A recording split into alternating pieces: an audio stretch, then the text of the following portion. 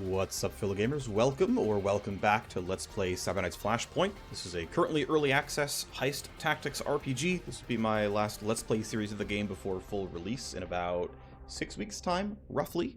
I've got a new planned sort of challenge run. Hopefully it's going to be enjoyable. I will talk about that in a little bit. First, let's do character creation. So pick one of your 4 backstories. You can check other backstories if you want to look at other videos on the channel, but I'm going to be a Wasteland Coyote. I really like the stat distribution as well as background trait options that comes with Coyote, so I think it's quite powerful. I'm a big fan of reaction for the initiative and the move speed. Tech is a good secondary for crit chance, and just strength kind of fills in the last slot. Doesn't really matter too much, but you get an extra point to spend. You can put one at 6, one at 5, mix and match in between, but you got 1 point left over afterwards. As far as actual traits, I'm going to go for Relentless Tracker. Bonus legwork to the team I think is really useful. Baseline crit chance is really great overall, especially because Cyber Knights have at least one crit-based talent, so it's good to get that. And I'm going to sort of combine that with Ballistic Coprocessor to get even more crit chance and some overall ballistic damage, since I'm going to be mostly range-focused here. I'm going to start with these AR and Silenced Pistol. I think this is the generically strongest setup, although in this case I'm picking it for a more specific reason, which I'll talk about a little bit later. For the Cybernetics, I'm going to go for a Display Link. Again, I want to stack crit chance on this character. I think it's very valuable. It'll trigger some of my talents and is overall worth it. Other ones are decent here, especially if you want to be a hacker. You can go for Matrix Link, but I'm a big fan of going for a Display Link here. So the starting talent array for a Cyber Knight is as such, though by the time we actually get to play the character, we have the chance to respec, so it's not a very big deal. As far as appearance, we'll kind of click some random options here. Let's wear that. Let's pick this face. Let's pick some more random options. Let's put some cybernetic stuff on. I tend to like getting rid of masks and whatnot so you can see the face better. Just in general, I think it allows you to, your character to like feel more customized. Let's put on, oh, I can't see the neck tattoo because of what I'm wearing. Okay, that's fine. This is my character. This is we're gonna change the name, but that's fine. Okay, yeah. Continue the team. I'm going to change the name. And what we're gonna go for is let's go uniqueness, or let's just call it unique. All right, so this is going to be the unique Let's Play essentially. The challenge is basically going to be twofold. So one, I need to have one of every class in the game and can have no doubling up. Additionally, no one can have the same loadout, so everyone's secondary weapon must be different and everyone's primary weapon must be different. And so to achieve that, we're going to move things around. We're going to hire Soren, the Agent EX, because there is a fairly early game Vanguard recruit, so he's going to be our sneak. Blur is here, and now we actually have the face tree as of yesterday. That's going to be exciting. We're going to swap out Aitana or Aaron for Sid, as he's a gunslinger, and there is a relatively early game soldier recruit. Similarly, there's a relatively early sniper recruit as well. And I guess I was going back and forth, like, I want to start here with the Scourge because he comes with a shotgun and that gives me more like unique weaponry overall. But there is a relatively early Scourge recruit. Still though, I think I'm going to start here and just use my Underworld hub to hire a Cyber Sword later on, though this does mean we're going to have to kind of turn someone away. But regardless, we're going to go ahead and start with a Scourge here because he's got a shotgun, and that helps cover a wider range of unique stuff in the early game. So one of every class, and unique weapon distribution, once we get the chance to actually do so, is going to be the challenge. The second challenge, as we go into difficulty settings, I'm going to heavily customize this actually, and it's going to be, in a lot of cases, easier than what would be considered normal. So we'll do some of the stuff that comes out from Chrome, which is +1 tally per turn. I'll drop the death resist all the way to 0, keep the speeds here the same. What I'm going to do is, instead of increasing the base power level, I'm going to multiply power level by 1.5. This means that when I get to power level 1, it'll say it's 1.5, and the game rounds up. So when I'm power level 1.5, enemies are going to be power level 2, which means we're starting with much easier enemies than, like, say, a default difficulty like Chrome. But it allows enemy progression to keep progressing until I'm PL 6.3, 6.4, around there. So that I can actually have a decent amount of enemy progression that keeps going decently into what feels like mid to late game. And even though we're not going to have the same power level start here, we're going to boost the monster HP to the current cap on difficulty settings to 1.5x. This still represents a slightly easier early game, but it makes the rest of the progression kind of align a bit more closely. Of course, I'm not going to get extra pay. I'm not going to get extra XP. Going to bring those down to normal. I will drop all my resistances so that if I take damage, it hurts. I am not going to change any of the money or XP stuff, and the reason is I want to basically do a playthrough where I've got like all of the fully default economic tuning.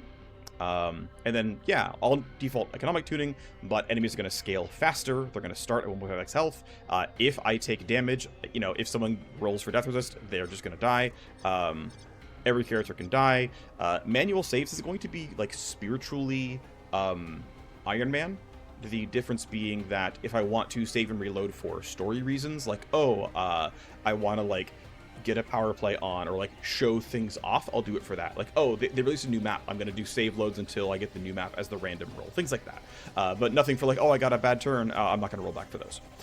So again, normal timings, enemies scale faster, enemies have 50% more health. And if I take hits, it's going to work. It's going to be, you know, full effect against me. So that's going to be the difficulty settings with, yeah, the pretty normal stuff. And also, I'm just not a fan of minus legwork chance. I don't find that to be very enjoyable. So those settings, I don't think it's, you know, entirely analogous to something like Chrome, but it's a reasonably high difficulty. So let's start the game. The secondary constraint that I'm placing for myself is the challenge run secondary constraint is going to be I will not use any gear or talents that I think are overpowered and should be nerfed by the devs. And so there's going to be a slew of weapons I will choose to not use. There will be a slew of talents I will choose to not use as well. And, you know, taking out the top 15% of weaponry and the top, like, 5-10% of talents should also nerf me a little bit here. Again, whatever, think of that how you will, but that's the way I'm going to be kind of approaching this Let's Play, is the sort of unique roster requirement as well as intentionally removing the top end for my options here. All right, so it is time to begin the story. Are you sure you want to go through with this? The time for that has passed. We took a loan from the D cartel and signed it in blood. I know, just seemed right to ask one last time. We're moving all the pieces into place. That was 3 days ago, on the day of the Cyber Knight's operations. We're getting a quantum rider spliced into Unique's spine over here. Dr. Ekman's at the Ultratech AUG clinic now. You're scheduled for the spinal surgery at midnight. The right bribes have been paid, and the floor will be clear. No one will be watching. Blur, the quantum computer implant surgery kills people. If I don't, the team will clear the rooftop. Our hover truck exit is at 3 a.m. sharp. Just listen to me. If I don't make it, don't wait around for D-Cartel to frag you. Try to get them to your people in Atlanta. I'm not talking about it, but I won't leave them. You wouldn't. You're going to be on the rooftop at 3 a.m. I guess you'll be strapped to a stretcher, so you won't have much to say. So shut up and take those meds exactly on schedule. You got a big night coming up. Okay. I'm probably going to tweak some of the highlight options here. It's almost 3 a.m. Anyone coming? There's my initial guard. We've just reached the rooftop. The plan is right on schedule. Stay patient, and let's do this right. It's your time to shine, Agent EX. Help those two get clear of the remaining patrols. Indeed. Sorry to cut in, but I'm running digital overwatch here in the Ultratech Clinic's Matrix. Make it quick. I don't know what happened, but something just flipped. Encrypted traffic in and out of the clinic just went up tenfold, and the ICEs are locking down the firewalls. Then we've got trouble. You all heard that. This is looking like a nighttime stroll, but now we're on the clock. Get sharp. We stick to plan A. Unique is coming to the rooftop. I'd vote to get moving. Let us handle those guards. We'll go loud and go fast. Well, we can of course read gameplay help if we need to. We can use shadow to draw enemies away. We can use white noise to sneak up on them. We can use line crawler to turn devices off. So here we are. So yeah, we can turn off all highlights, which obviously makes the game a little bit prettier. I like highlighting interactables. I think it's a lot easier to see what's going on. Otherwise, it would be harder to tell where guards are. I'm looking for the name tag and health bar instead. Or you can go really loud and see all their vision cones forever. I like the middle ground here. All right, so I'm not going to over-explain too much. If you want a really basic rundown on how the game works, I have the first Let's Play series on my channel covers a lot of that stuff. So if you need a more helping hand, feel free to go watch that. Ultimately, though, the goals are going to be to get everyone. I've got my Scourge here, my Gunslinger here, and here's my Agent EX. Get them past these guards. I would like to get optional loot if I can. There's a box here, one here, and one there. Our exit is right here at the close. It's like, well, we could run across the map to grab loot, or we can just get to the exit early. You can see how far we can go. And if I can go this far, that means my teammates can get about to here. You know, in about 2 turns they can get out. About 3 turns they can make it to the exit. It's not too bad. Gives a little bit of room for the Agent EX, maybe like grab this, then come down, and then come back. But of course, there are also guards in the way. Well, I think... So there's a couple of thoughts here. Now, I happen to know what the guards' patrols are going to be because I've played this mission so many times. If you start with a starting Vanguard, you can actually go and predict their actual movements. I don't have that luxury right now because I don't have the starting Vanguard. But I do happen to know what their movements are. I also am in cover here, and these guys are in pretty good cover here as well. So even in a real game, I'd be willing to just risk them, you know, seeing what they would do. So I'm going to start this out by saying, you know what? Let's see what the guards want to do. And yeah, that means delay, and the delay, and the delay. And he's going to walk up there and turn left. And the other guard is simply going to turn around. He's going to be covering him. But yeah, so I'm going to have this guy yield. He can only yield so far, but it's going to be a decent start here. He's going to wait because I want to have these guys act first because they have the sort of more sort of volatile actions, as it were. So what I'm going to try to do is go here to where I can see both of them while also having line of sight on these characters. So basically I want to pick off both these guys at the same time. Their initiative rolls aren't too good, so it should be a relatively tame attack here. Now, what could be done, right, because you can see the vision cone, I could use Line Crawler to turn off this camera, sneak through this way, yeah, maybe use white noise to like deafen them to make sure they can't hear the footsteps if we run. Use Shadow, right, we can look, use Shadow here to say, hey, let's make this guy turn around and go face the corner, investigate next turn. But I'm going to go for kills here because it just makes it a little bit easier, although both approaches really are valid here. So I'm going to be not seen. I have a direct line of sight onto you. And we're just going to go loud. So Twin Iron, because you are a surprise target, I get a ton of bonus accuracy. This might one-shot. It'd be great if it does. Okay, he has literally 1 HP left. A bit unfortunate for me, but oh well. So I'm going to run a little bit closer to get behind this cover. And then with my pistol, take my one last shot. That accuracy is not great.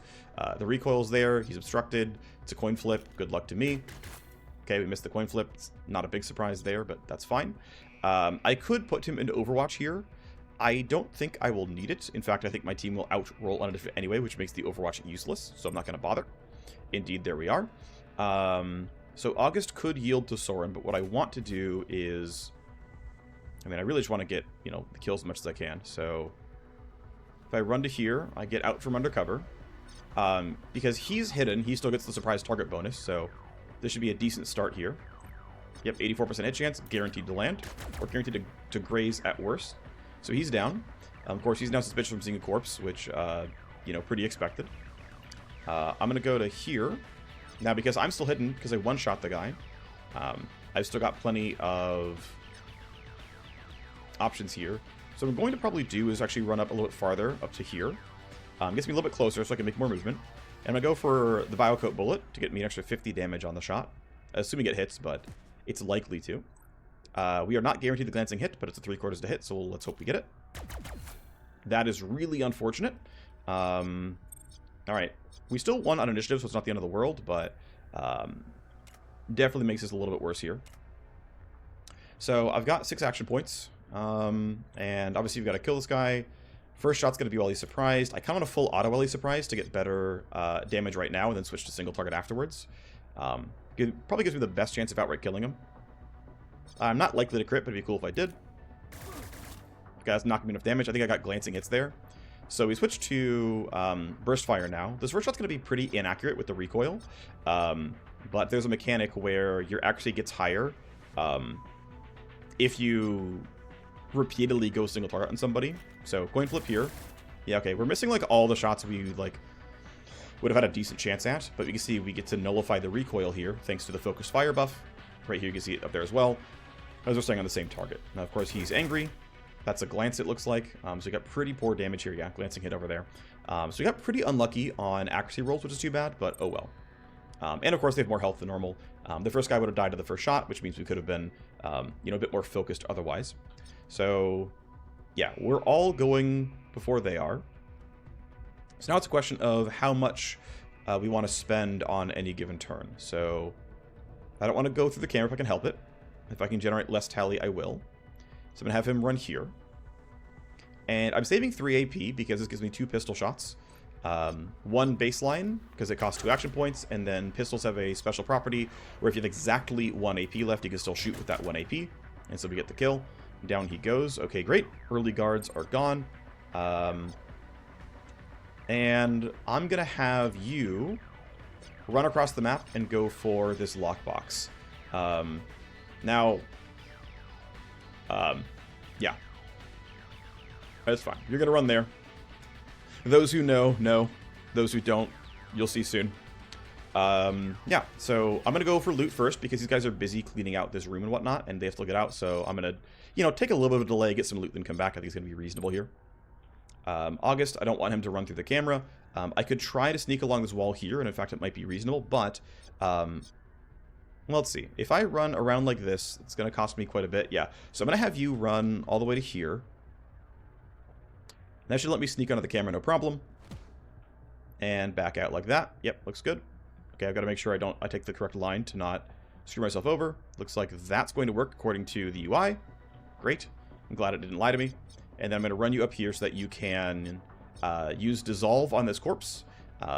It means that guards can no longer spot the corpse because it gets dissolved, and it also stops the body timer, because otherwise at the end of 3 turns, it will ping the security AI. I will get more security tally, and someone, if there's ever another guard, would be sent to go investigate that. And then if they see the body, that's more tally, so you can kind of cut that cycle out really quickly by using dissolve.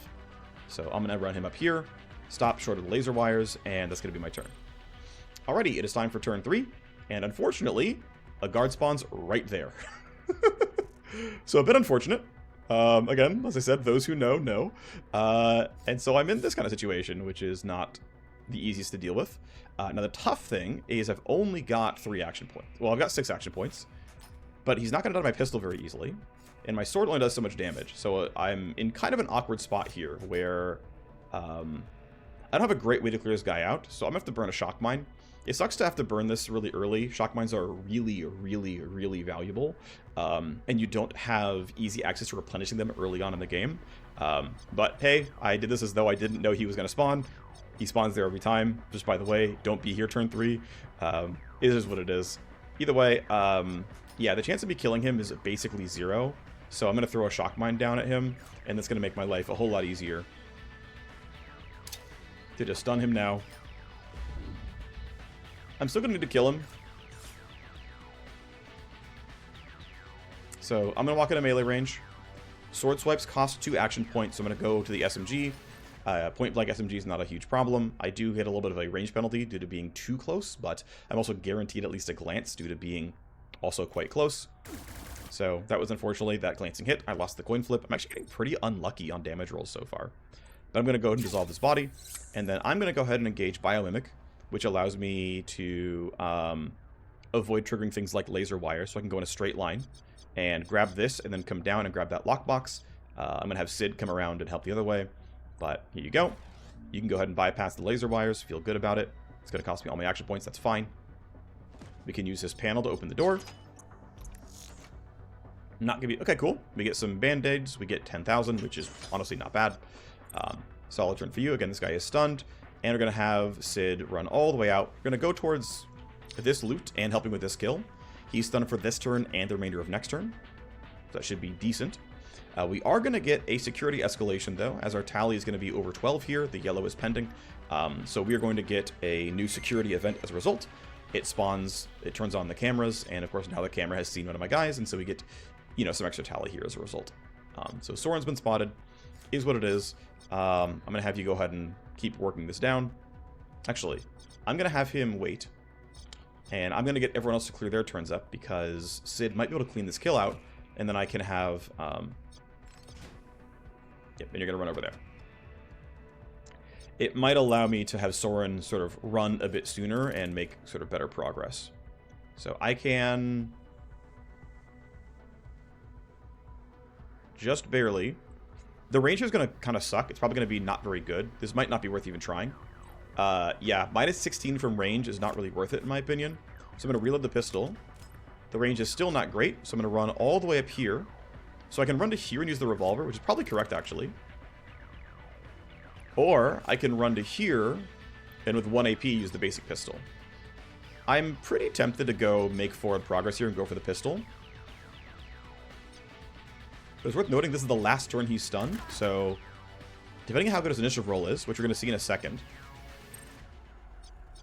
Yeah, so you rolled a 16, which means you're going above Sid, which means if Soren doesn't roll really, really well, he's not going to get to stop this guy from counterattacking. So it's a sword angle. I got a glance there. I keep getting glancing hits. Like, you really got a glancing hit both times? That's wild. I mean, the chance of that happening is like 1 in 10. Well, this kill is basically guaranteed. What I'm going to do is run out to be just under 5 meters away. So if I go to here, yeah. So 5 meters is the guaranteed glancing hit range for a ranged weapon, unless I'm really misremembering, in which case this is going to be really awkward. So yeah, guaranteed glancing hit because I'm close within, again, 5 meters. It's rounding down here. And because he has 1 HP, this is guaranteed to kill. So glancing hit. Kills him. Camera will see a body. Yep. Not a big surprise there. That's fine. I happen to not get seen by that camera, but I'm going to run through it anyway. Alright, so we are not going to get more guards until we get another security escalation. And even then we might not get guards, although it's pretty likely since there are no more guards on the map. But of course the security AI is aware that there are some threats. But there's not basically enough angst that it's... oh nice, an extra smoke grenade is really helpful. You can't use them until the mission is over. They're basically like not unpacked.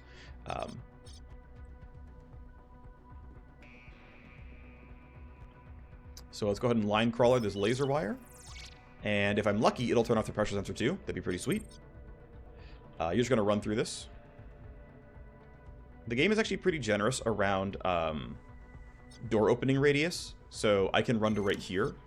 It's just outside the lockbox. But he will basically teleport to the door. And I can save 1 action point. Oh wow, 35k. This is a really... I don't think I've ever gotten paid this much by this map before. So this is a really, really good start. Alrighty. It looks like line crawler actually popped. Wow, that's actually really great. We'll talk about that in a second. So August is going to go ahead and run back towards the team. I'm going to be a little bit cautious here since everyone else is very far away. I'm going to put him behind some cover. I'm going to have him reload. And you can end your turn. Sid has completed most of what he was trying to do. I can't sneak by this camera. Doesn't really matter. I'm just going to run you... Well, yeah, I'm just going to run you... Nah, what should I do? It's not worth reloading both those guns for 1 bullet, so I'm just going to run you all the way towards the exit here. We are going to, for sure, get a security escalation, which is unfortunate, but I didn't feel like waiting just to not trigger that camera. If I wanted to play really optimally, it was correct, probably. Since I'm waiting for my Agent EX anyway over here, there really wasn't a reason to generate 1 tally right then. But anyway, the way line crawler works is you've got about a coin flip to disable the next security device closest to what you did. So I disabled the laser wires, and it hopped to the pressure sensor, which again was pretty fortunate. So 2 action points to get here. He's going to kind of glom onto that. I get some band-aids and a grenade, and because this is going to be disabled, well, it's going to be disabled for this and the next turn, right? It's end of next turn. I've got a bit of space here, and so what I'm probably going to do is reload this SMG, so I'm not hopeless in case there's combat, since we are escalating. And the last thing the AI did was turn on cameras, I guess, but the escalation could definitely be reinforcements. Let's make sure I actually have my gun ready to go. Alrighty, and indeed, the escalation is reinforcements. So we've got a guy here, and he's been told by the AI to act. So Sitho has been sent to intercept. This guy is hiding from the camera. Alrighty, so we've got a T-Captain here. So the guys we were fighting had 300 health and 33 armor. This guy has 360 health and 65 armor. So takes more than twice as much damage to kill, since instead of doing 67 damage per hit, we're doing 35 damage per hit, and the health bar is 20% higher. Pretty big deal there. Now, he's been sent by the AI, and so the question is, where would the AI send somebody, right? Like, where has the AI seen an intrusion? Well, it saw a body here. Okay, he's already there though, but he might be like, hey, just like randomly search around the area to try to find the intruder. He did not see anybody on this side because this was all turned off. Sid ran through this camera, and I don't believe August ran through anything. So odds are he's going to go over here and try to investigate where this camera was. The nice thing is your character will automatically duck if a guard comes by. So he's actually in cover and he's not spottable. He'll duck behind these crates, no problem. So I'm expecting this guy to come over here. And so I'm going to kind of put my money where my mouth is and see what happens. I'm going to have August wait as well. And you indeed run over to where you were spotted on the camera. And now you're going to search the area. Now, thankfully, you're searching that way, right? Did I run over this way? Did I run somewhere else? Who knows? Turns out I ran that way. Okay. So you, unfortunately, though, rolled very high, which is scary to me. If I run this way, the odds that you roll, that I don't roll it, above an 18 are very high. So I've got to run through this camera, basically, in order to get to safety. An alternative, actually, I never use this talent, but I guess I can use it now. I'm going to run up here, which allows me to be in cover, and then I'll use Glitch to jump down the wall and get to the exit. Because obviously this pathing is, I guess I could run to here, which is, like, reasonable, to be honest. This counts as cover, right? I can duck, I won't get spotted, almost certainly. That's probably the best option, and then, like, run to here and glitch up. That's better than going here and glitching down. Okay, this is the best option, is run to here and then glitch up. I have a short-range teleport. That should work. I haven't really tried. I don't use the talent very much, but it should work. Shadow is unusable because you have to get through line of sight. So if I can find use for this talent, I will show you, but I probably won't. At least I don't this turn. So you're done. We're going to go ahead and have most of my team sort of stand up here and get ready. So I'm going to have you jump up. With my spare 1 action point, I'll reload the basic pistol. And then August can go ahead and do something similar here. I guess I have no reason not to try to dodge this camera. So I'm going to run in a little circuitous pattern this way. And I don't need to be on the square, but I might as well be on the square. And again, if he turns around, we'll duck and be covered by this, so it shouldn't be a big problem. Okay, you're still randomly hunting, so I'm safe. Yes, he is exploring the wall. Bit of an odd choice, but whatever. Alright, so the goal is going to be, let's see, if I spend 1 action point, it's not going to be enough, right? Glitch is... Ooh, actually, glitch might get me there. Okay. So I'm going to spend 1 action point, glitch up the wall, and then go for the exit. Alright. It cost me 2 AP, but worth it. Saves me some pathing. Let's spend 1 AP getting onto the hover pad. And, okay, not good, not good. Spit it out. We've got Ultratech military-grade encrypted comms piping in. A bird is coming down to the rooftop. It's a fragging Ultratech response team. We've been made. Someone talked. Get down, here they come. Alright, well, reinforcements. Looks like plan A off the rooftop is not going to work.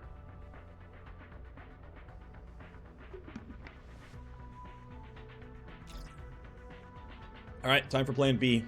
Unique and I are heading to the basement, and we'll take the cargo truck out of the building. We'll just quietly go out the way we came. Now they've interfaced with the building's security. And, whoop, it's blocked. The rooftop is locked down, the elevator gates are closed. Working on it. I've got something. Schematics show an old panel to the on the second rooftop elevator. Over here. It's an old TX80 interface. That's old. Old enough that we can spoof the protocol. But they've disconnected it from the network. You'll have to get close enough to tap the trunk line and relay the signal to me. Because Dade is off-site here. Alright, on our way. Those birdmen spread out really fast. Yep, so 1 is over there. 1 is over here. And 1 is over there. Oh, and a 4th one is over there. Alrighty. Oh, it is still this turn. And they don't know we're here. That won't last, but we've got to use it to our advantage while we can. We have a momentary advantage of stealth against the Ultratech response team, which we can use to just go quickly. Which we can use, or just go quickly with guns blazing. Just need to get at least 1 teammate inside the area near the TRX-80. Then we need to hold that area to give Dade a full 2 turns to work. And fortunately, the captain over here is super useless. Alright, so we beat all these guys in initiative. So we've got a, regular T-Rex, right? 300 health, 33 armor. we've now got a T Assault who's got 375 health and 74 armor, so even tankier than the Captain. Right now only takes 25 or 26% damage and has another 25% more health than the basic guys, so big upgrade there. Another regular guy, and then yet another regular guy. So this guy's really, really tanky. Everyone else is, more or less normal. We've already killed 3 of those so far. He's, in the wrong spot, which is kind of helpful. The tough thing, though, is I don't know where everyone is headed, and I don't have a lot of spare action points. So what I'm going to do is I'm going to use Shadow to try to move these guys around. I don't know where this guy's going. I don't know where this guy's going. But I can throw Shadow out here. What I can do, right, because it's going to cross your line of sight, as long as it goes ahead of you at all. In fact, let me put up the highlights. As long as the Shadow crosses into your line of sight, he's going to see it, he's going to see it, and they're both going to run in the direction that Shadow ran. So we're going to turn you guys over and say, run over that way. So they're both going to run that way on the next turn. Soren is stuck here, but this guy's not going to be too scary. I'm not worried about it yet. This guy's going to be annoying. This guy could be annoying. He didn't see the Shadow, but it's a start. So August is going to go for a sprint. And we're going to try to put you somewhere where you can be useful. Basically, I'm just going to run all the way up here into cover. Because if he's going to, turn this way or run forward, I want to get in cover before he's able to expose my movement path. So we just run all the way up here. And I'm otherwise in no rush.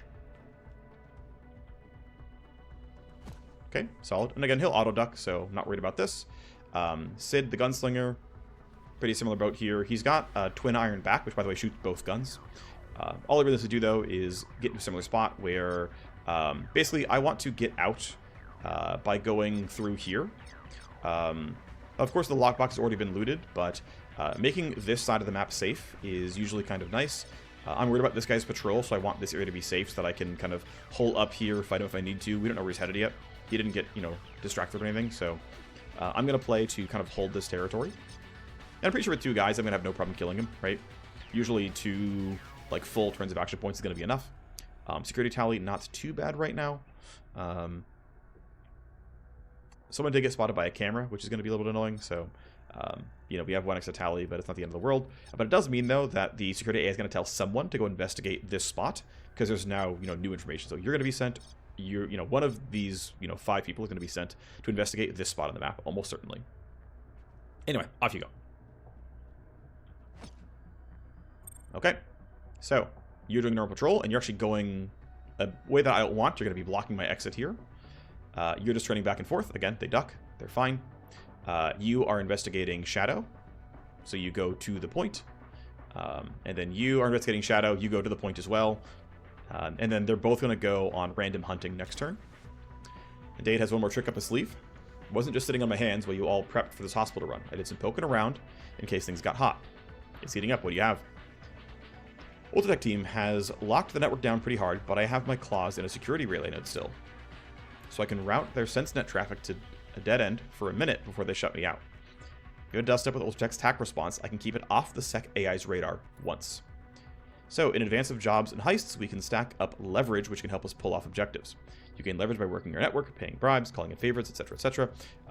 You can check our leverage under the phone menu in the top left. Dade has provided a blip leverage that can clear out some tally. So we right now only have 2 potential tally, rather.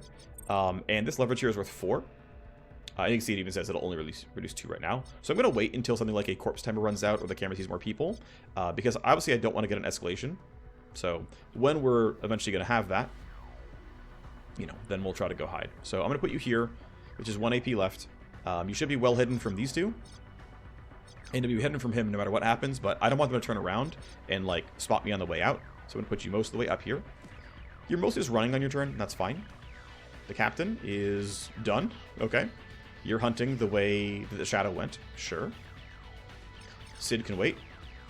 You are... you were the one who was told. That's actually really helpful. That is so lucky for me that you've been told to investigate. So you're running over to where this camera saw my Agent EX. We need to wait until you're done with your turn. So we're going to delay you as well. You don't have any new information, so you're unaware of everything. And then you are, again, hunting the way that Shadow went. So somehow we managed to dodge all 3 of these, which is incredibly fortunate, incredibly lucky. I'm going to have you run straight towards the exit. I don't care if the camera sees me. I don't think it's a big enough deal. So you're just going to run out into the open. I'm not worried about that. Going to have Sid open up with Twin Iron. Now, the problem is the revolver is loud enough that you can hear the revolver. I don't really want that to happen. That's not great for me. So what I can do is I can actually run all the way up to here, which it's, you know, spending Flashpoint to kind of go out in the middle of nowhere, but it gets far enough away from him that he can't hear the revolver anymore. And so I'm going to run over here. I'm outside of footstep noise range. And you're going to be like, hey, Twin Iron, shoot this guy. Really high accuracy because it's a surprise target here. That's going to look pretty nice. No one else can hear the gunfire, so it shouldn't be a big problem. Yep, pistol, revolver shot. And of course, you're very, very low now. Coin flip hit isn't great. If I step closer, I'm going to lose a bit of accuracy from the movement penalty, but I think it's worth it for me. So I'm going to run you closer towards the exit. Well, kind of, diagonally. I lose 2 more accuracy, but I think it's worth it. I don't quite get into the 5-meter range here. Yeah, he's 6 meters away. That's too bad. But coin flip to kill. We miss another coin flip, because of course we do. Now, I don't want this guy to get the chance to report me. If he lives, he's going to report that there's intruders at the end of his turn. This guy's been spotted, this guy's been spotted. That's quite a bit of security tally and whatnot. I don't want that. So what I'm going to do instead is August, who's hiding here in the corner, he's going to pop this guy. Again, surprise target, because August is hidden. This guy will die, no sweat. Basically, can't fail. Indeed, I didn't. And then he's going to go ahead and just make a run for the exit. Next turn, you can actually start this timer. Hopefully, these guys don't run back toward me. But once again, the AI knows nothing new. This is the guy who saw something, but he died before his turn was over, and so he didn't get to report anything. I'm going to, again, save the tally for when it matters. All right, and I believe, yeah, the AI got no new information. So nothing's happening here. I'm going to have... I'm ultimately going to have you stand here for now.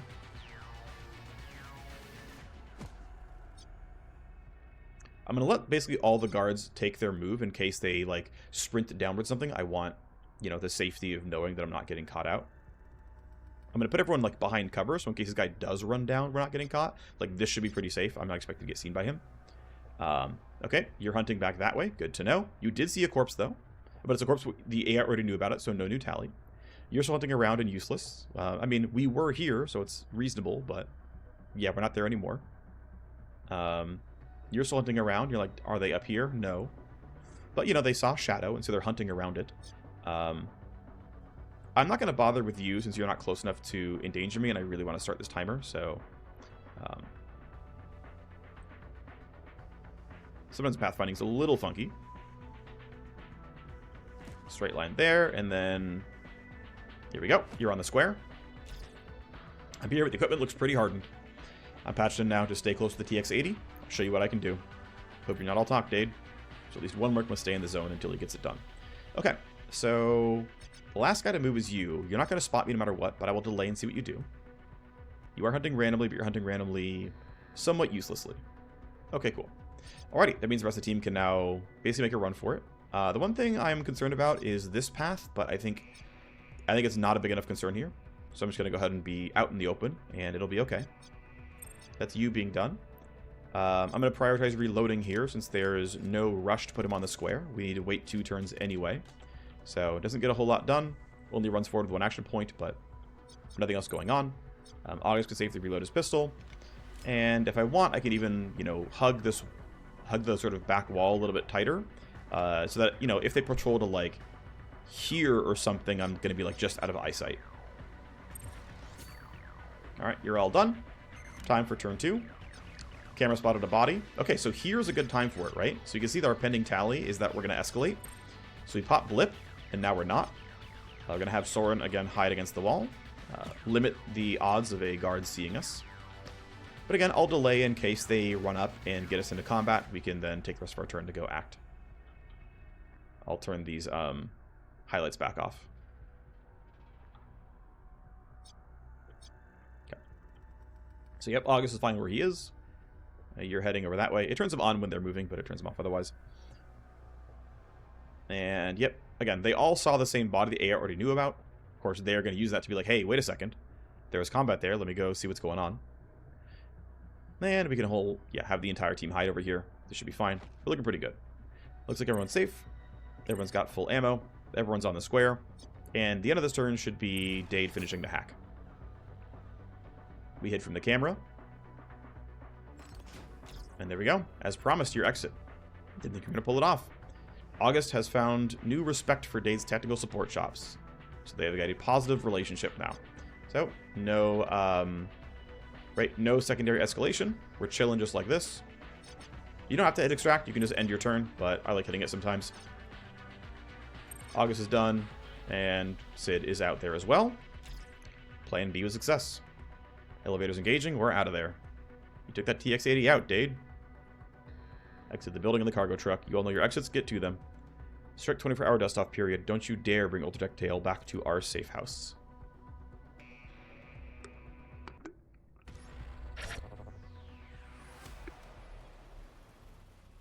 Alrighty, so a successful mission overall. 60 XP per person is a solid start here. So you can see that they got more than half a level, so one more mission, and our starting crew is all going to level up. We pulled in a really nice 45k, which is honestly, again, really good for the early game.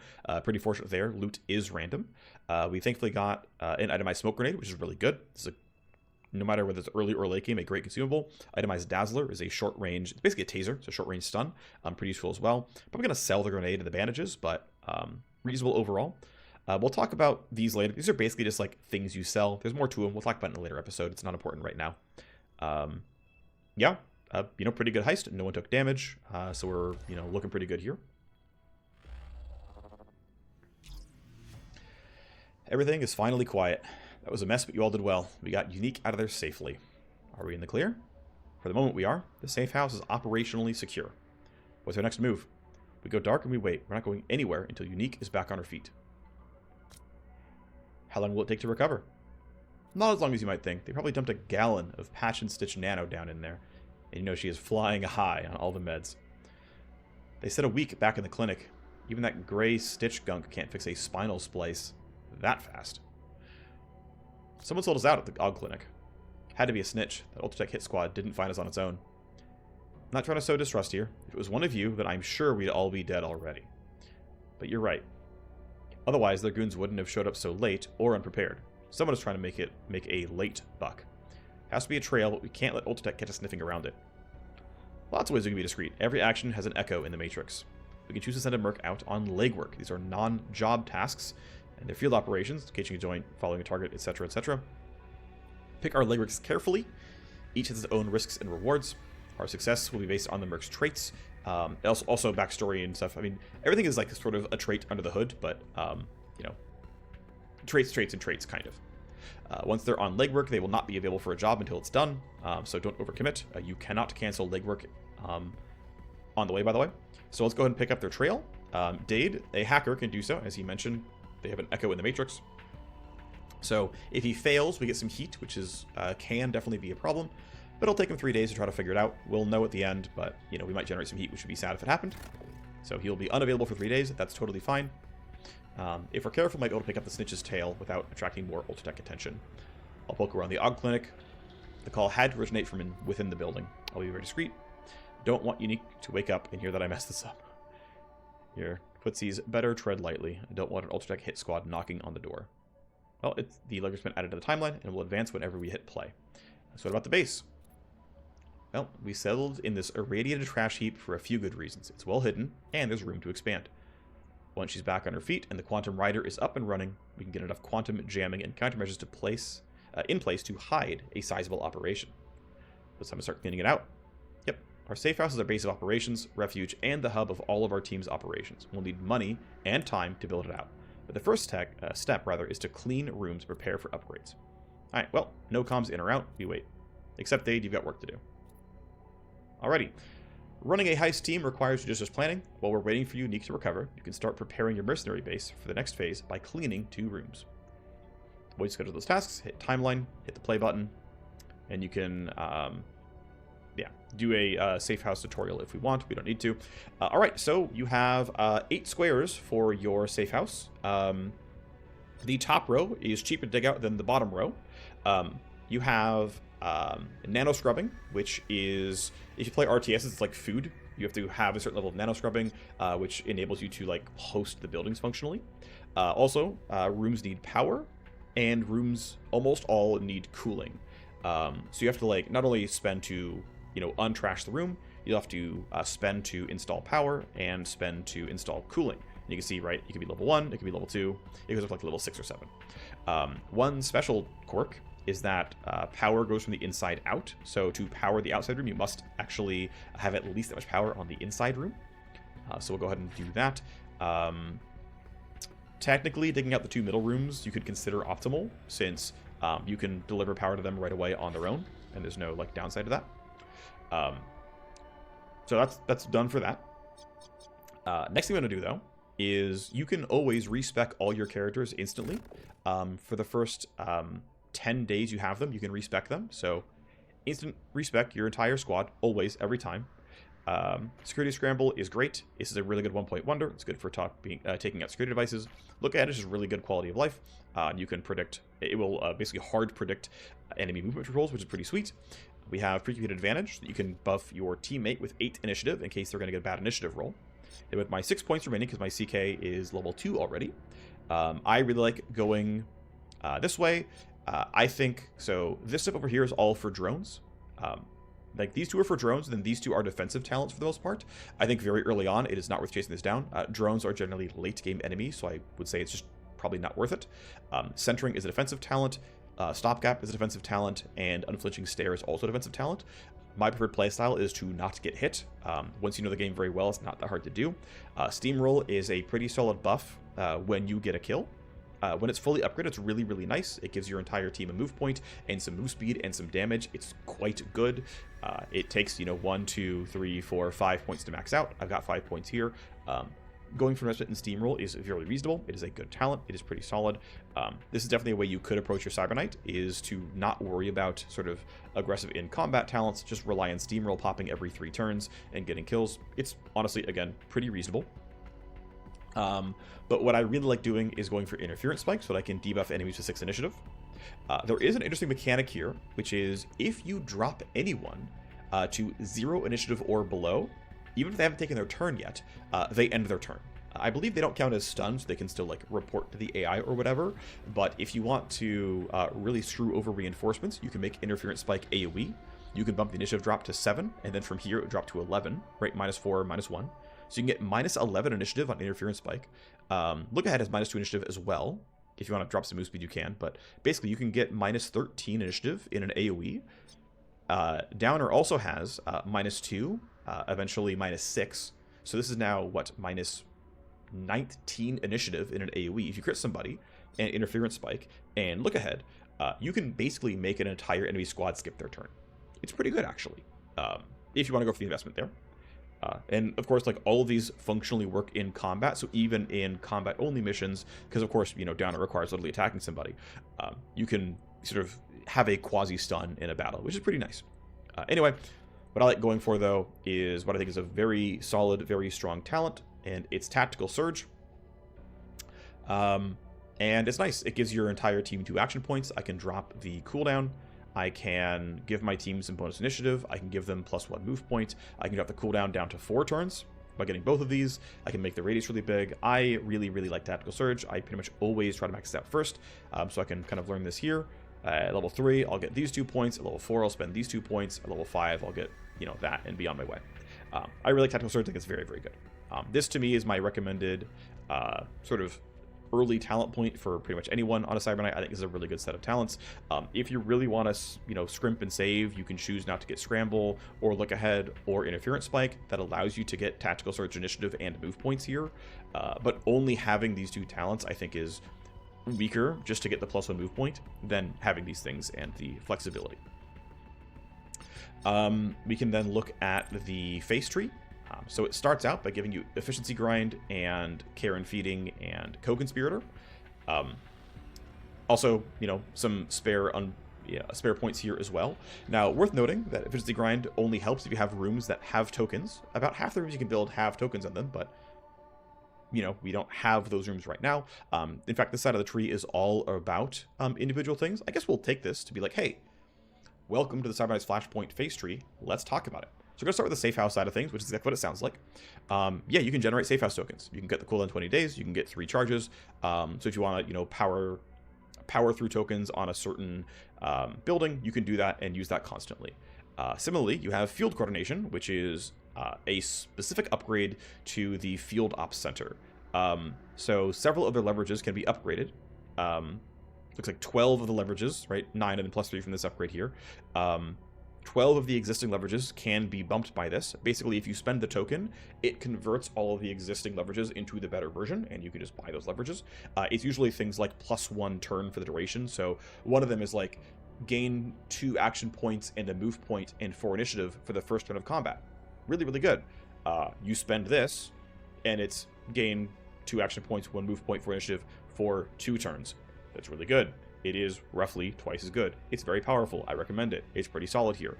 And it's, 1 travel node away. And you grab this, and you're like, this is going to be a hard mission. Let me bump this and get really good stuff. You also have the option of, this adds 2 new leverages here. The hype booster leverage is the big one. This is a very big bump in XP. As of yesterday, it was bugged to not give the bonus hype, but it's meant to give bonus hype and bonus XP. You can get multiple charges. You can drop the cooldown to 20 days. Also, if you grab this, it puts an extra token on the room as well. And so that's really nice because like the leverages that it unlocks need tokens. Right? It's not just like completely free. So like, actually, yeah, I want to use some field ops leverages. I want to like generate a bunch of XP for my units, for example. Sorry. XP for my characters. Like, well, guess what? Slam field coordination. Go efficiency grind, and you can like power level your mercs really early on. In terms of like having a really powerful early game, I'm actually pretty sure rushing for a field op center and rushing field coordination, I think is actually pretty worthwhile. I think this is really good in the early game. If there's going to be a single recommendation, it's probably this actually. Next one is digital coordination. It's the same thing, but for the hacking station. The sort of special sauce here is that it unlocks some. These 2 unlock one-shot programs. Now, I don't know if it's intended or not, but when I was playing with this yesterday, it would only unlock 2 of them at a time, and it seemed to be kind of random. It would like pick 2 from the pool, and then once you bought one, it would get rid of the other one. You could only ever bring 1 program in. So you could like argue that, oh, if these are the better ones, then like maybe you don't grab this one. I'm not sure if that's true or not, but it's a way to think about it. But these are really powerful. Essentially, this will give you a program that's like as powerful as Scan 3 or like better than what Deception 3 would be, and it's like 40 IO for the program. So you can only ever load it once, but it's often got like 8 or 9 charges, which is again really good. That's in some cases better than Scan 3. The Deception one is literally 0 AP to use and has I think 8 charges, and again it's like 60 or 80 IO. So it's like, oh, I suddenly get a really breezy time through harder matrix hosts. That's really cool. So if you get the good ones, you're really happy with that. Right, so the bigger scan is this way. I think Seek and Destroy is you can get attack and nuke and things like that. You can also inject files that belong to a set. I believe these ones specifically might not be part of the same random pool. You can get them on their own, but you can like force inject blueprints, you can force inject file set files. So this is like definitely good ways to make money or accelerate your gear. So if you get to the point where you're like, actually I'm powerful, I'm doing well, I just want like late game gear upgrades, I just set a new like power level threshold or something, this could be pretty worthwhile. I think this is decent, but there's only so many times you're running hacking missions. Again, I think it's decent though. Next one here is you can get pressure drop. If you know your mission is going to be relatively loud, you can take this and drop the heat generated by the mission. What's funny is this actually ends up taking over a little bit of what your counter intel pod might do for you, since the primary like initiatives for counter intel is minus heat. That is the baseline that it does. So if you don't want to grab counter intel, you can grab this instead and be like, oh, I'm gonna run this mission, let me make it easier. You can drop the cooldown to 22 days. You're certainly gonna get missions more often than this, but if you're in the habit of like, oh, I often have to wait and like not run missions because I'm worried about getting too much heat and I have to skip things all the time, well, this lets you kind of essentially not get any heat from the mission, and because you can generate a bunch of tokens, like, oh, maybe you get in a run where you didn't generate a lot of heat, and you're like, oh, I'm starting to get afraid. Well, you can run 3 missions in a row back to back to back with significantly reduced heat generation. Considering that the sort of soft cap of heat generation is 14%, that is power security level 7, assuming you don't run into like high power cameras. So it's pretty close to getting rid of all of it. So you can get points in cunning, which is the sort of core attributes you can get here. Hustle, Insider Hustle is a Safehouse one. I do think there is small, like potentially bugs here. The default is you can gain favors from street and gang factions, and this one says street and gang factions. You can unlock syndicate factions, you can unlock milsec factions. Additionally, the baseline counter intel already lets you trade with corpo contacts, so I think this I think these two are both like superfluous. Again, it's early access. This stuff came out like a day ago. I'm not too miffed about it, but hey, for now, I think Insider Hustle is not terribly worth it super early on. Also, again, you need counter intel pod level 4. That is extremely expensive. So obviously, if you're playing a new run or you're like early on, do not grab this. This is clearly useless for a long time. But actually, yes, generating, even if you get just the point, like the first point, your starting gun runners both count as street faction, which is, really important because you generally want to get favors for your gun runners to reroll their their influence limit break options. And having a way to reliably generate favors for them without having to sell them expensive gear is very helpful and can help you pretty quickly progress your like late game gear. But again, you have to get to late game first, so it's a little bit tough sometimes. Finally, there's Bait the Trap. If you have headhunters chasing you, you can heavily increase the chance of them following you. You can bump the base rate to 40%, plus 2% per cunning. So, whatever your headhunter chance was, you can bump it from 30% to 70% to 80% or whatever. Yeah, pretty useful. If you're like, oh, I've got an easy mission, all my good characters are here, let's bring the headhunters, right? And you can run it back to back if they didn't spawn the first time. 30-day cooldown, but this is a nice way to get rid of them in case you're worried about it, which I think is pretty cool. So, some cool stuff here. I think there was a lot of value in field coordination. I would learn this if it wasn't... so when I played with it last night, it was bugged and gave double XP. Until I have like a confirmed bug fix here, I'm not going to run that because I don't want to, cheat and use the early bugs here. But again, I think this is really, really, really good for your early game. I would heavily recommend grabbing this. As soon as you got a field up center done, grab this node, grab the cooldown node so you can run this. By the way, this puts it into a 10-turn cooldown. A 10-turn cooldown where it gives you the token back every time as well. And considering that the base generation rate for a field up center is like about every 8 days, you're going to basically have 2 tokens every 10 days, which will always give you enough for the hype booster. You can slam it on the mission. You've already got this going on as well, which you can drop to 20. So it's like, oh, I'm going to slam hype booster. I'm also going to take one of my upgraded, generate 2 AP and 1 move point for 2 turns and slam that on to make the mission really easy. You're like, all right, sweet, bring the A team, power level them, let's go. This is a big surge in power. Really big fan of this. I think it's really, really strong. Again, extra tokens is kind of nice. The sort of flexibility here is really good. Even just getting to generate more tokens for, say, your Underworld hub for legwork, pretty cool stuff here. So the central one is all about contact manipulation. This is my actual favorite tree here. I think this is really, really good. So Co-Conspirator, pick a contact, and generate a proc gen mission with them.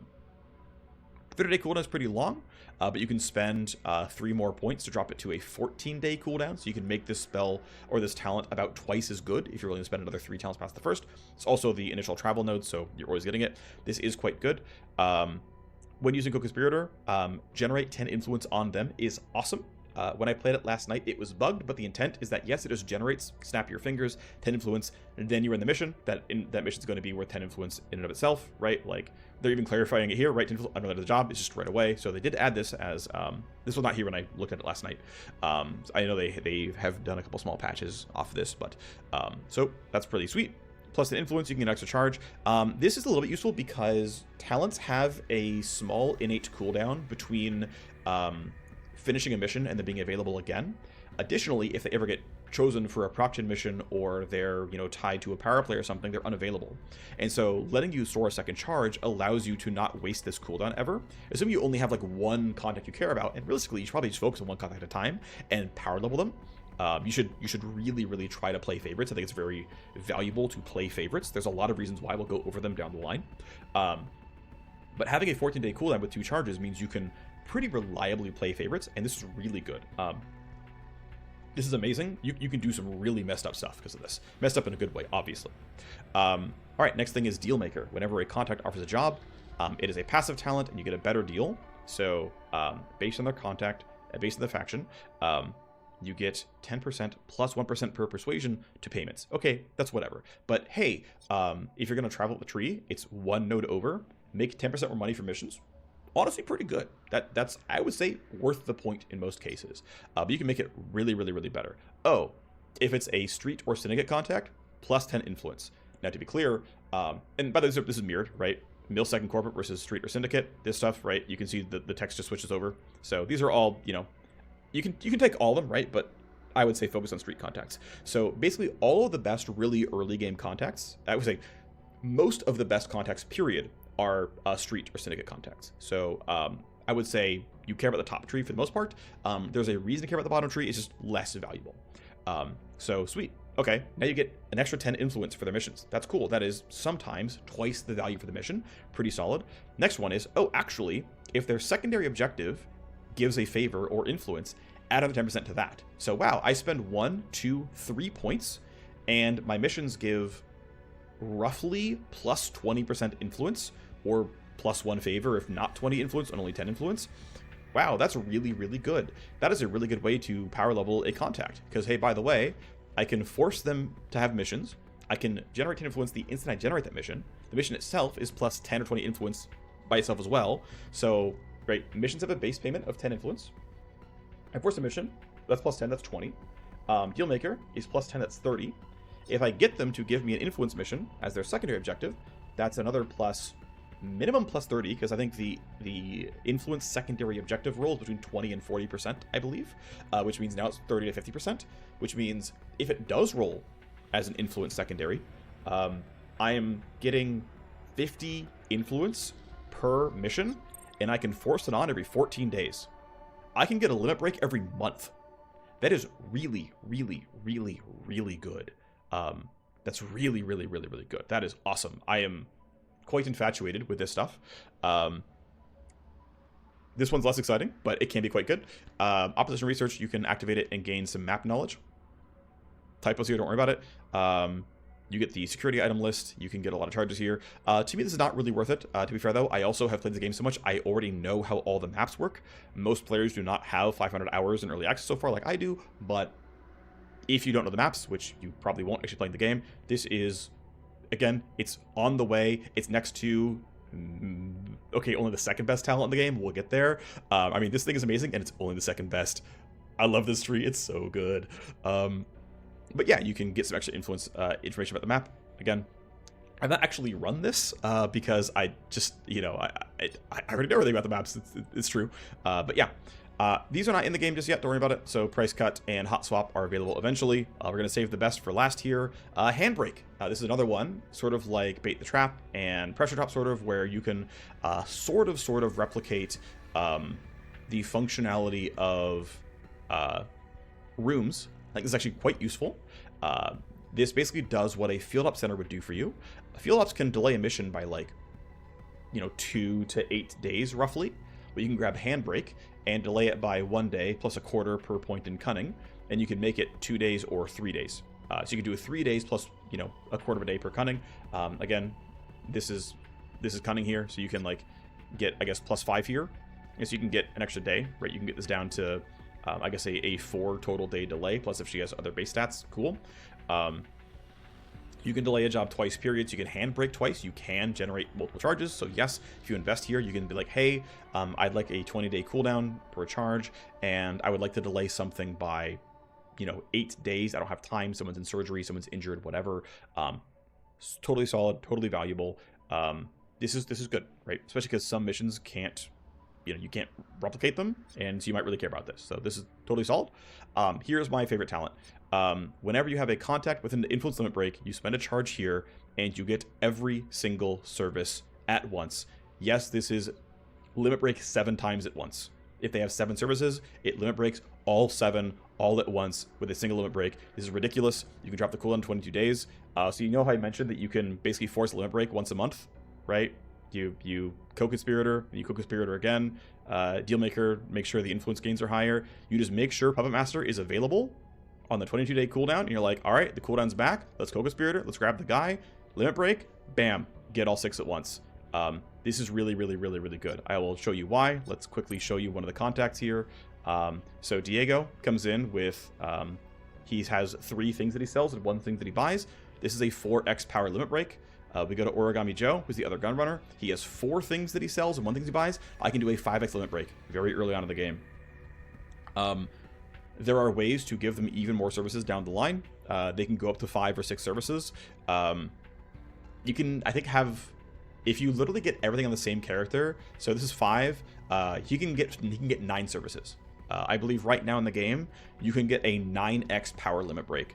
That is obviously kind of ridiculous. It is quite good. You know, not everyone has stuff that's good. You can see a lot of guys, like, either they don't sell stuff for me, I can't talk to them. You know, two things here, 2 things there. This is decent. Again, he's got 4, she's got 2. Cool, right? Get better programs, get better cyber decks. You do want both of these to level up. So having your Wire Ghost upgrade 2 things, quite valuable. Definitely quite nice. This guy right now doesn't trust us, so he's a negative right now. But if we do run missions for him, which is possible, he eventually will begin to trust us. And what does he do? Oh, he has 4 services. He can sell us drugs, he can sell us military items, he buys armor, he buys weapon and mod blueprints. Okay, well, if he limit breaks, I can get 4 for 1 value. Really, really good stuff. I would say, again, the primary one to care about is your gun runner. I would say go for Origami Joe because he sells guns for cheaper. Minus 5% for weapons and weapon mods. He also actually sells armor. Diego does not. So if you can focus, I would recommend doing so, but whatever. Yeah, Puppet Master is sick, right? This loop is just like, yes, of course. Yes, of course, run this loop. This is loop 1. This is loop 2. These are really amazing. These are great. The final one is the right-hand side. It's about making your merc stronger for the most part. So care and feeding, you to re-roll hype limit breaks. You can drop the cooldown to 14 days, which is pretty good. You can get a second charge. Again, anytime you don't have extreme control over active use of the talent, since this only is available when someone else limit breaks, having a second charge can help make sure you're not wasting the cooldown ever. So if you care about this, you know, I mean, you just have it by itself and just like, well, when it pops, you know, whatever, and that's totally fine. You can drop the cooldown a little bit. It'll pop more often. I think it's also kind of fine. But yeah, if you ever have like a bad set of limit break options, you'd be like, well, let me try again and get better stats here. Next one is handpicked. This is kind of nice. If you're gonna grab it early on, I would say go for it. +2 starting levels to your people. You can get up to +5 starting levels. The cap is based on your cyber knights level. I don't know the exact math here of how it's done. I know they updated the math kind of recently. But this has some real value, right? Especially if you're gonna grab a lot of recruits. Having them come in at, you know, not level 6 but 11 is, you know, pretty nice. So this, I would say, a lot of its value is in the very first point here. It's worth noting that XP per level rises until level 21. Hold on. What am I looking at? I'm griefing. No, sorry. The primary spike is at level 11. Yeah, the primary spike's at level 11. So once you're at a point where characters are about to be level 11 here, the value of handpicked goes up a lot in terms of the amount of XP it donates over. You can, of course, stick people in Sims Room Trainer, have them gain XP passively. But if you're getting to the point where, like, oh, they're coming in at like level 8, 9, 10, whatever, you know, giving them +5 levels is going to start being worth like 2,000 XP, which is like 10 missions in and of itself, which is a lot. So you can save a lot of time and get, you know, way more powerful mercs who have a lot more skill points.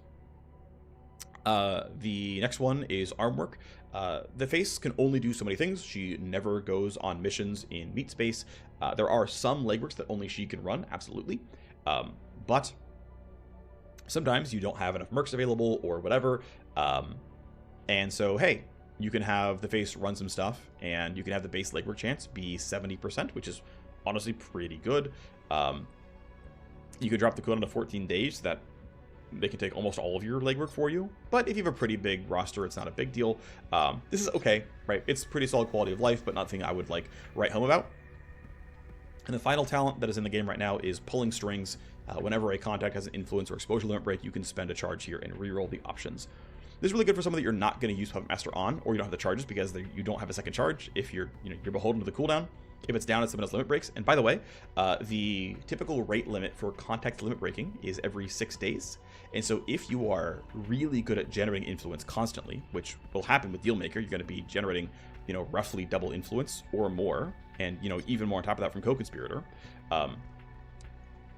You know, you will not have Puppet Master for everything, right? You just won't. It won't be there for you.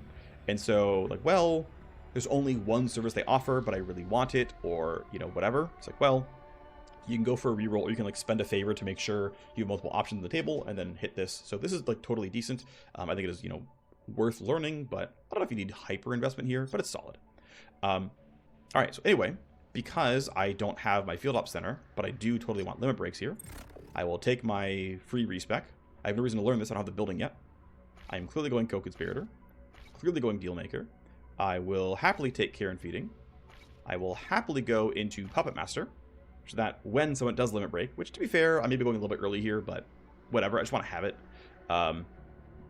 As soon as she levels, we're going to go in here and make better stuff. Don't get me wrong, I want extra stuff here, but for now is where we're at. I mean, honestly, let's see. Let me look at my contacts here. Let me go to my contacts. Let me sort by influence, and let me take away people who are dead, missing, or enemies. All right, Octane's at 70, has no services I care about. Ghoul is at 60, has another thing I care about. This guy, yeah, he's down to 40. You're at 40. You're at 40. Okay, so basically, no one who can use Puppet Master can use Puppet Master. So we should go and respec it and switch things around a little bit. We'll go back to the free respec. We'll keep this. Go here. Go here. Let's go ahead and make my contacts as strong as they can be. I really don't care about getting stuff for my milsec or corporate contacts because they just don't have services I care about, and I don't really care about getting 20% more money. It's not bad, it's not the worst thing ever, but I just don't care, right? I don't really need money that badly. I mean, maybe it's worth it, but I'm gonna choose to basically, I mean, I guess I should just lower the quota on Co-Conspirator and like, well, let's see. So I mean, I do want the free influence here, but by the time I'm doing this loop, I want Puppet Master done, which means I think it is correct for me to learn Puppet Master before I do the rest of this. Now, it's worth noting, actually, if I want an unspent point, I'm going to go here. There will be a level where I'll get 2 points here, and I'll grab both. And then there'll be another one where I'll get 2 points, and I'll probably go here to generate 10 influence every 30 days instead of generating a mission 8 days faster. This actually might be better, but whatever. That's my opening tree. That is my suggested opening tree for everyone. Maybe this is better than that point here. I don't know, but whatever. It's fine. It's close enough. Okay. Otherwise, there's, of course, more respecing we can do. Whoop, that's the wrong thing. Sorry. But, of course, we should respec people. I don't think White Noise needs the upgrades here. In fact, I don't even love White Noise itself very much. I would spec out of this. I think Glitch is, to me, very hard to use and just not worth it for me. I think Line Crawler is totally solid. I think Shadow is very reasonable. I think Signal Grift is really good stealth talent. So I'm going to respec you. I'm not going to bother here. I'm going to go Line Crawler, Shadow, Signal Grift. I have 2 more points. I could go into Supremacy. I think it's not correct right now. Smokescreen is very good. So, a world where I go right away into Supremacy and then next level go into Smokescreen is a very real option. This is a way to unlock a lot of good talents quickly. Another option, though, is getting a second charge of Line Crawler and bumping the bounce chance and even bumping the duration to a 4-turn Line Crawler. Next 3 means this and the next 3, so it's 4 turns. Since I don't have a Vanguard right now, and the Agent EX is my only sort of character for disabling devices, this can be worth it. But another option is just making Shadow a lot better, right? Lowering the AP cost once I get the range really nice, getting extra charge. Like, Shadow could be a really, really great stealth talent. 3-turn cooldown, no AP cost, 2 charges, 30-meter range, like really good stuff here, right? Signal Grift, I think, is a basic 1-point wonder. Turns off a body timer, good enough. I could invest really heavily to get, lower cooldown, extra charge. Not super needed, but it's just nice extra utility. Ultimately, I'm just gonna go for Line Crawler charges here. A second charge of Line Crawler, I think, is worth it. Lets me turn off a lot more devices. I feel pretty good about that overall. For my Gunslinger, I don't really know for sure what I want to do. I really just haven't given it all the thought. I know I want Link Watch. That's kind of non-negotiable. I don't like Snapshot. If I'm in Overwatch, I can shoot at them first, and fingers crossed, if I hit, then we're okay, but that's kind of scary. If I go all the way to Called Shot, I can use this as an active and guarantee a glancing hit. So Snapshot plus Called Shot means I can guaranteed always break out of Overwatch by hitting them. Worth noting that enemy Overwatch, they can have multiple shots in a turn, but if you hit them at all, it breaks them out entirely, I think. I'm pretty sure. Which means if I go all the way to this combo, which isn't even that expensive, right? It's the initial node and not that much traveling. Then I can basically be immune to Overwatch if I'm only in one person's sights, which is, pretty solid, right? Ultimately, what I want to think about is, do I want to go into the fanning route and be really good with revolvers, or do I want to go into the gun kata route, which is going to be a little bit awkward using, because the way I plan on building him is a pistol in one hand, revolver in the other. Obviously, in a, fully loud mission, we'll switch to double revolver. But I think I am going to go this way. Basically, I really like Thrown Bullet and Hold Up as stealth talents. I think they're actually quite nice. I think they're kind of underrated. Thrown Bullet is basically Shadow It's actually shadow plus white noise. Now the range is really, really short. Worth noting that enemy footstep like hearing radius, if you're running, is 10 meters. So you can run up to 11 meters behind them, then throw thrown bullet like to one side. They'll turn to look at it. They'll also be deafened. They can hear gunfire, but they can't hear footsteps, and they were distracted, which is kind of nice. If they can't see, or if they're not fully in combat, hold up. I need line of sight on them. 15 meters, by the way, is lower than enemy vision radius, so they've got to be looking to the side. Of course, you can bump this to 20. Now, this is longer than most vision radius. This is 25, which is longer than all enemy vision radius.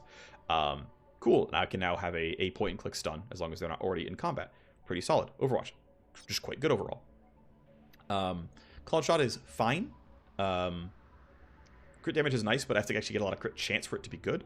Realistically, Gun Kata is a great way to print crit chance. You can get really good coverage, and yeah, basically shoot an entire circle with close to 100% crit chance, which is really quite nice. Plus 10, plus another 15 is 25, plus another 25 is 50% bonus crit chance. Pretty solid stuff there. I think Trigger Vector is quite good. At some point you can get to it. It's a bunch of extra damage here. You can get a bunch of ballistic as extra pure, which is pretty awesome. Cover Me, I think, is mediocre, but I can use it to run away from Overwatch. Pin Down is a little bit of minus evasion for some hit chance. It's fine. I can do some minus initiative stacking, try to make them like skip their turn. That's possible if I combo that with the Cyber Knight. Flesh is really good for minus armor, minus cover. This is like just a good talent. I just want to take it kind of always. But I'm mostly going to play the right-hand side here. I kind of want a second charge of Link Watch. I kind of want some more range on Thrown Bullet. I wouldn't even mind some radius on Thrown Bullet to catch more bad guys. Even just, I can probably 1-point it for a while. I can probably 1-point this for a while. Actually, going to 20 is pretty worth it. 5-turn cooldown. I would want more investment here at some point. The other side of it is just going heavily into Gun Kata, which I think is actually better here. I want my damage talent as soon as I can, so I'm just kind of going here. I'll learn this for talent 5, and then I'll start investing. Basically, in the early game, you have roughly like 2 talent points per talent. If you can see, right, 7 out of 5. Right, I have 7 points, 5 possible talents. Very, very late game, like at the current level cap of early access, it gets closer to about 5 points per talent, as you should expect. Like, pretty significant investment. Obviously, keep in mind, like, there's also a travel node for most of these attached as well, so that's a -1 as well. But as time goes on, you start to invest more deeply. But I would say, for the most part, investing in single talents is worth it. The power level of a single talent point is quite good. We can now respec our Scourge. So I really, really like Scourge. I think it's a really, really good class. I think Dissolve is a sick talent. Giving it an extra charge, dropping the AP to 1, really worthwhile. Biocoat Bullet is just really good for cleaning people up. Now, of course, my difficulty settings are 50% more health, and so the flat damage of Biocoat is a bit weaker, sure. But I like Biocoat. I like Venom Trap quite a bit. This one can't miss. It only also... So Biocoat functionally costs 0 AP. It's just take your attack, and then if it lands, congratulations. But of course, it can miss, and so you can, like, quote-unquote, lose the talent. You can bump the damage by 25 per turn, which is, pretty reasonable, right? 50% more points, or 50% more damage for 1 more point, I think is, reasonable here. You can get more charges, you can bump the duration, although I typically wouldn't. You typically want to kill them the turn you poison them, if you can help it. But you can, if you want to bump the damage a lot, you can do that. Venom Trap, though, really nice. You can bump the damage here as well. You can get it to 75. You can get multiple charges. You can drop the cooldown to 4. You can make it last for 3 total ticks, which is quite good as well. That is definitely solid. I am a really, really big fan of Toxic Cloud. I think that talent is amazing. One thing I could do is choose to not learn Dissolve and learn Toxic Cloud right away. I'm actually going to do that. I'm going to beeline this. And the goal is at level 1, I have Toxic Cloud. And this is a really, really good talent. 50 damage per turn is not amazing, sure, but the cloud lasts for 3 turns. It poisons them for 2 to 3 based on when their turn ended. You can bump it to 75 damage really easily. You can give them crit pull so that if you want to clean them up, it's pretty easy. You can bump the radius a lot if you want. I don't typically do this. I don't typically drop the cooldown to 2 turns either, but if you want to, you certainly can. This allows you to, like, if you're playing a full combat mission, you can go 2-turn cooldown, gigantic radius, and just, like, completely, mow down reinforcement waves by, debuffing them, right? Move speed, crit vuln, initiative, it's decent damage, good stuff there. But after taking the damage upgrade, we'll take Dissolve. We'll figure out, how much we want for Nervotox. Brainworm is also really, really good. Also keep in mind, since I want Nervotox and Brainworm and Dissolve, I will need to get to a talent limit of 6 first. Still, very good stuff overall. We go to the Hacker. Again, another one that I think you should respec slightly. +1 charge of packet loss is totally reasonable. I think plus this stuff on hard shell is not. I think overclock is really, really good. So I'm going to respec. I will take packet loss. I will take hard shell. Overclock is good. Duration, really, really valuable. The strongest node is here. It's 60 IO and 25 damage. This is 30 IO and a little bit of AP. So, you know, for power, you want this. But duration is really, really valuable because you really want overclock on the entire time. So I'm going to path this way. In actual fact, I still have more points to spend. So the choice can then become, well, at level 2, do I want null op? This is going to be powerful enough that in the early game, this will one-shot ice when you're hacking. And so, like, going here, and then at level 2, getting here, and at level 3, getting +1 charge, and then probably, you know, moving along this way relatively soon, and then much later on grabbing this stuff, and then keeping overclock in your sights. Like, you really, really want the IO from overclock. It's really good. You almost need it. It's not quite mandatory, but it makes your life so much easier. There is also a world where you, because your Cyber Knight is going to have disruption and your Agent EX is going to have disruption, you can be like, actually, you know, I'm going to try it here. I'm going to not take packet loss and get slightly more talents as a result. I'm going to go here and not take the 1 duration. I think it might be correct. I'm not sure it's correct, but I'm going to try it without the 1 duration node. I want it at some point, but we'll see. All right, we have some convos to run through. Have to admit, thought we were DOA. Gunned down to the rooftop by some ulti-deck goons before Unique even got her wires. Look at have Dade watching over us. We gotta be able to lean on each other. I'm glad you know Dade has all of our backs. Maybe you'll give him a little less spat next time. He's a good idea too. And take it into consideration. So positive relationships such as respects can create a bond between characters and contacts. Benefits of hype, of negative stress, and the effects of story decisions all flow through relationships from one character to another. Okay. Of course, surgery takes time. Clean some rooms, hit the play button, no big deal. Okay, so we've done our very initial setup here.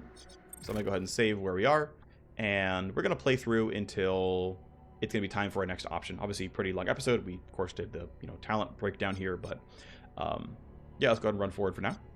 Oh, and actually, one thing I wanted to do is make sure my characters were equipped the way I wanted them to be.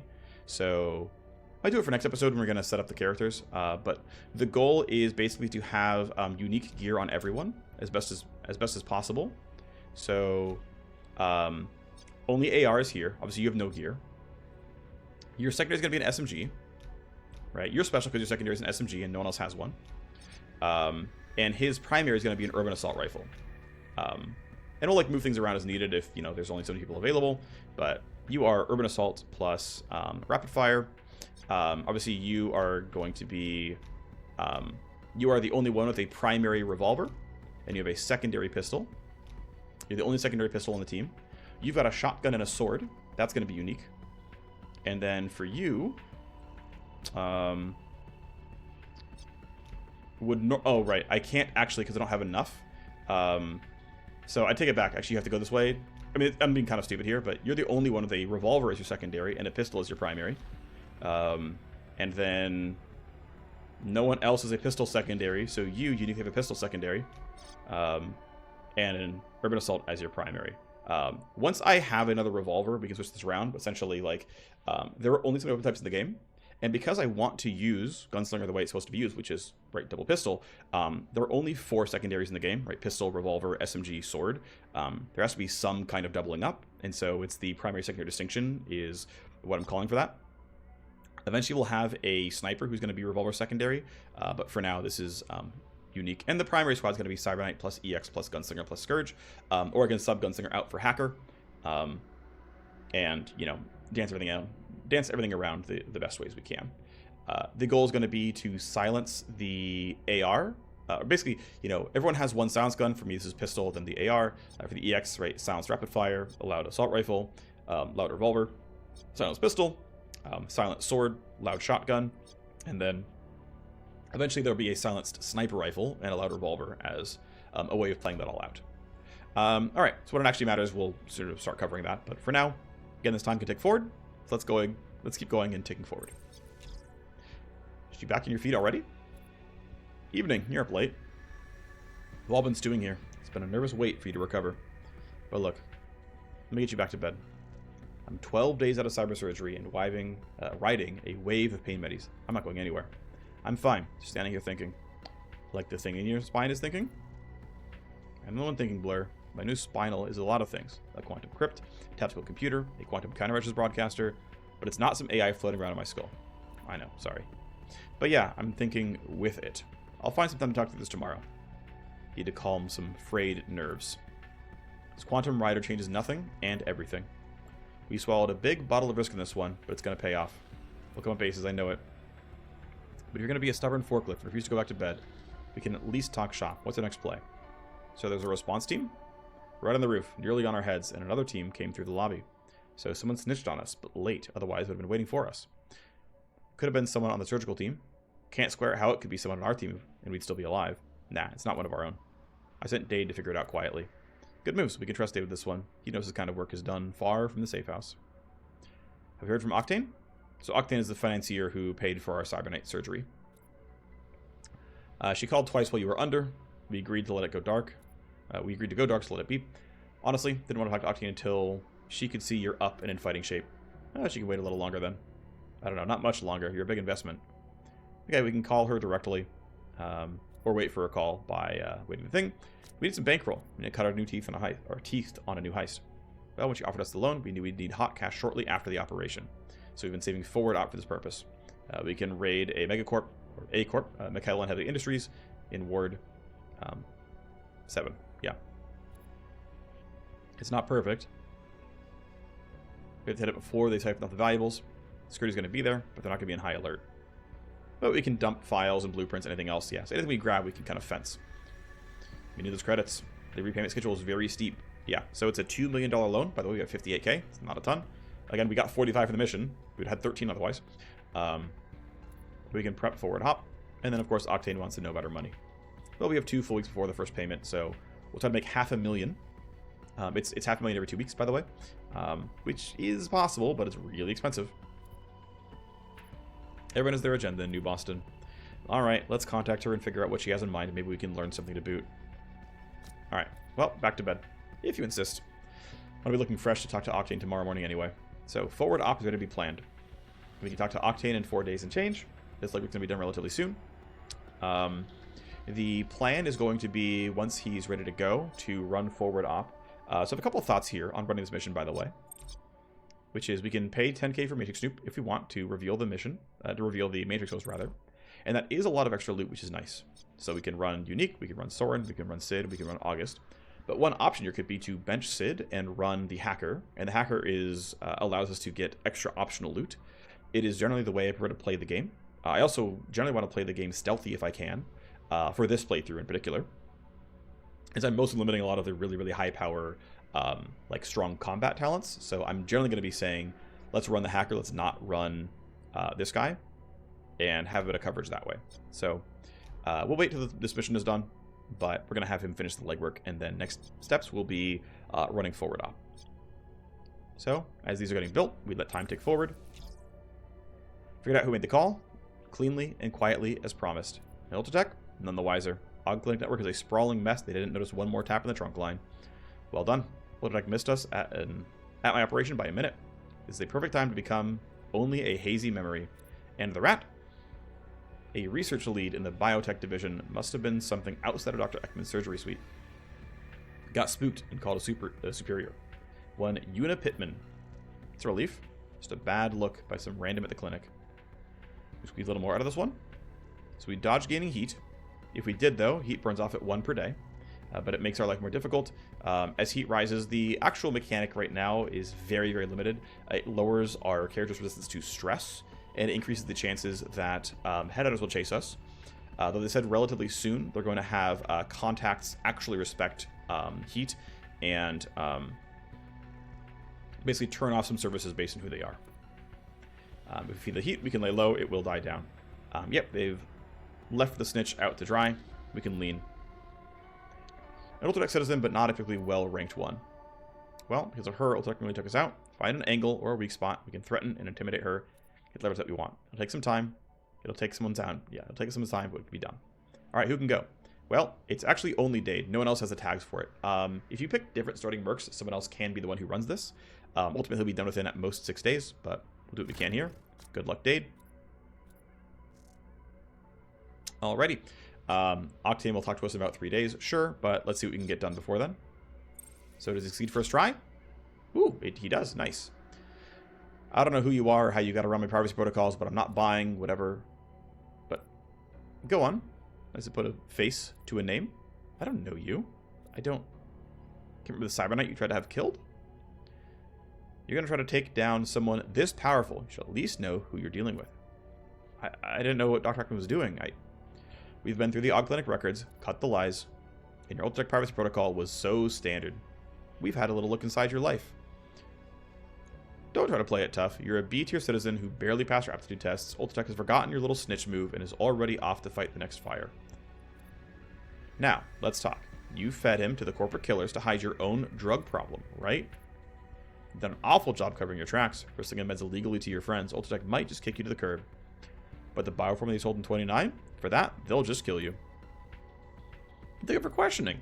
Oh, he's never coming out of what you did. After what he did. Neither would you. So, we have 3 options here. They actually all have slightly different outcomes. Basically, they change the nature of the relationship slightly. So we could be really threatening, and then she's going to be basically not happy with us, but owe us a lot of favors. We can be really kind to her and be like, here's how to be an Underworld operator. She's going to trust us a lot more, and, kind of start the relationship, more kindly that way. Or we kind of go in the middle here and be like, whoa, defend yourself. I find trust to be the most useful currency here, and so we'll be, positive and be like, here's how you do it. Got off on the wrong foot. Didn't realize who I was calling in on Ultratech. Help me out and I can be your supplier. I'll get you high-end meds from the lab, and if you get another shot at bioformula, it's all yours. No, we can't have one of our suppliers getting caught. You need some remedial training on how to work in the shadows. Getting caught means they know you're disloyal, and disloyal means you're in an Ultratech interrogation tank, right? Understood. And we'll be in touch when we need something. So, she's under our thumb. We get 12 trust and 2 favors. We can use favors to cash in for leverage and other things as well. So go check that real quick. Alright, we're still sorting by influence, so let's go back to name. Yeah, so under our thumb, I guess indebted is 1 favor per month. So cool. She sells medical items. Other people do as well. For example, Dr. Ash does, but she also will buy item blueprints from us, which is kind of cool. And cool stuff there. Alright, so that's all fine. So now that our hacker is ready to rock, we can go to mission planning. I'll go ahead and buy the Matrix Snoop. It just makes it so much easier to just have this, so I will pay the 10k for the Snoop. And I'm going to have Dade run the mission. We'll go ahead and let him... Well, let's grab his stuff from Sid here. He's going to do the same kind of thing here where you've got a revolver secondary and a pistol primary. Look at you. You're special. Aren't you cool? I'm going to switch some gear around briefly. I don't want HE grenades, so I will equip shock mines in as many places as I can. I'm going to sort by gear, so it's just very easy to see who's where. First aid kit, shock mine. You could drop the first aid kit and run a Dazzler, and Dade can drop the HE grenade and run the final shock mine. At some point, we can run the smoke as well, but for now, it's not us. Yeah. So there's the squad. Sid's waiting down here. Because the first aid kit's level 3, he's like, shows us how you're equipped, but here, we'll give you worse gear so it doesn't look as good for you. Okay, we have a little bit of money. I'd like to spend some if I can. So what I'm going to do is buy some scopes. So we're going to buy some weapon mods. And we're going to go ahead and buy pistol optics. And this red dot gives me 5 accuracy and +2 optimal range for accuracy, which is quite nice. I think 2 is about appropriate here. This should be like the right amount that I actually need to use, as I'm going to, tend toward trying to be stealthy. Here's your optic there. In fact, I'll probably buy one more. You're going to be using this a lot, so I'm going to put it on the SMG. And then, yeah, you're using a sword, so I'm going to add one more, actually. I'm going to go to the market and buy the 3rd red dot here. And then you can equip that. Okay, so we've got some scoped out weapons. This is going to be less useful for a little while. It's fine. He's also going to go sword as it is anyway. But that will be the team. And so these guys are going to be running it when we run our first mission. We're going to run forward op. So I'll see you there. Bye-bye.